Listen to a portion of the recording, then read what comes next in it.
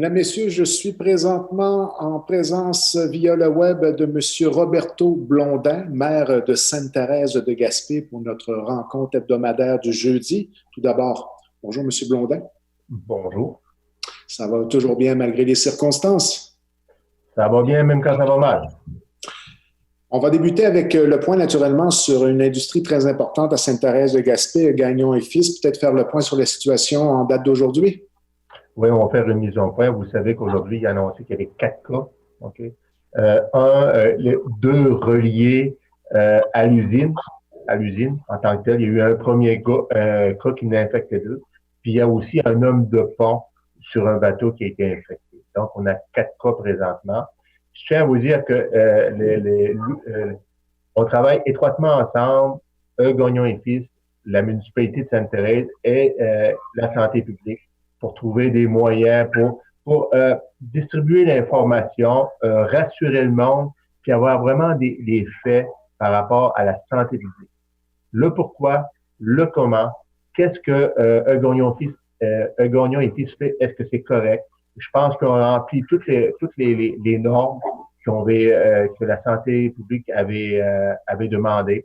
Mais il faut aller plus loin que ça. Je pense que il y a quelque chose entre la santé publique et Gagnon, je ne veux pas le dévoiler, là, mais qui va avoir vraiment là, de l'information directement aux travailleurs pour donner des faits précis et véridiques.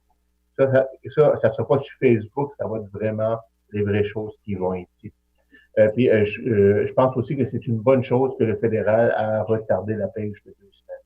Je pense que ça donne le temps aux industriels de se préparer. Vous savez que pendant les derniers jours, là, Gagnon et Fils à Sainte-Thérèse, c'était le point de mire. Tout le monde a regardé autant au Nouveau-Brunswick, toutes les usines à travers la péninsule gaspésienne puis la péninsule acadienne, regarder en Gaspésie ce qui se passait à Gagnon et Fils.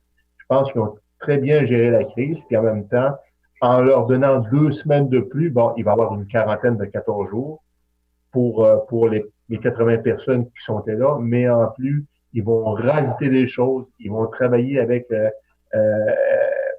la santé publique pour encore améliorer les choses. Puis, dans 2 semaines, on verra. Si ça prend une autre semaine, ça prendra une autre semaine. La pêche va avoir lieu, mais c'est pour sécuriser les travailleurs, puis ce qui importe, c'est la santé des travailleurs. On est tous d'accord là-dessus. Au niveau de la municipalité de Sainte-Thérèse, l'équipe municipale, les conseillers, vous commencez tranquillement pas vite à vous préparer aussi aux autres dossiers qui doivent faire suite à la situation actuelle au niveau de la période estivale. Il y a des belles choses qui se préparent pour essayer de faire de l'été 2020 un été tout de même agréable pour les citoyens. On a des projets là, pour essayer de raviver la qualité de vie. Ben, vous savez que le mot très populaire, c'est la distanciation. Autrement dit, tout le monde garde 2 mètres de distance. Donc, à organiser des activités, c'est de plus en plus difficile.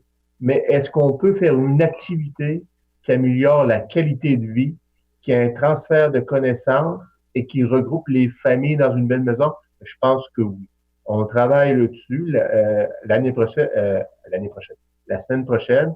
À l'entrevue, je vais vous dire qu'est-ce qu'on va faire à la municipalité de Sainte-Thérèse de Gaspé.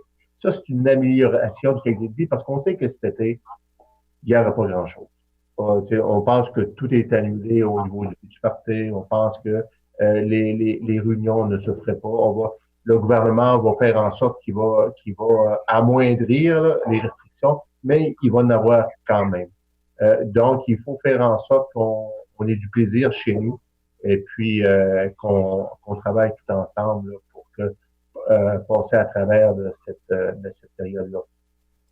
Donc, en terminant pour notre rencontre de cette semaine, M. Blondin, on se prépare pour la fin de semaine de Pâques. Naturellement, on invite la population à ne pas relâcher là, sa vigilance, bien sûr. Tout à fait. J'aimerais souhaiter une joyeuse Pâques à tous les concitoyens et concitoyennes de la municipalité de Sainte-Thérèse. Vous savez que M. Legault a dit que le lapin de Pâques était pas restreint, était pas comment il a dit ça, M. Legault? Il était pas. Il était immunisé. Ouais, immunisé, c'est ça, immunisé, je cherchais le mot. Donc, je souhaite que tous les enfants ont un coco de Pâques ou un lapin de Pâques, puis profiter de cette période pour être en famille. Je sais que c'est pas évident, mais être en famille ensemble pour un dimanche de Pâques, ça va raviver des bons souvenirs. Puis je vous souhaite vraiment une joyeuse Pâques à tous, puis on se voit la semaine prochaine. Merci, M. Blondin. On se revoit la semaine prochaine et joyeuse Pâques à vous aussi. Merci.